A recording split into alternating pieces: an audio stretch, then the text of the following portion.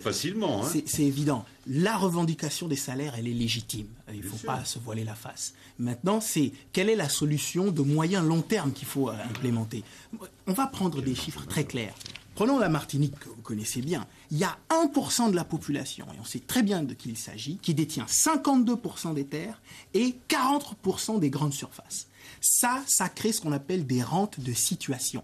Ce sont des monopoles et des oligopoles. Et moi, ce qui m'étonne, c'est que l'État, en connaissance de cause, laisse faire. Je vous donne un exemple. Il existe ce qu'on appelle une loi de l'outre-mer, une loi d'orientation de l'outre-mer, la LOM, qui date de 2000.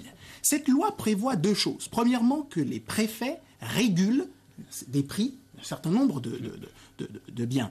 La farine, par exemple. C'est ce que fait le préfet.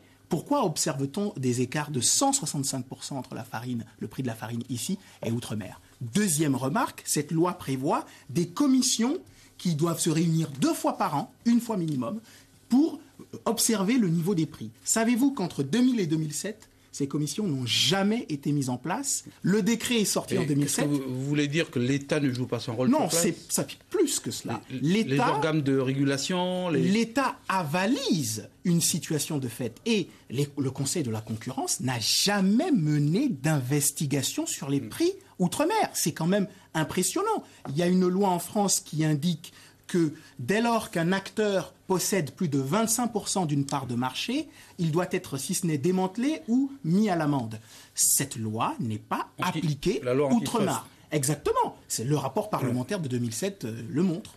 Alors, on va juste regarder un autre tableau, c'est le taux de chômage.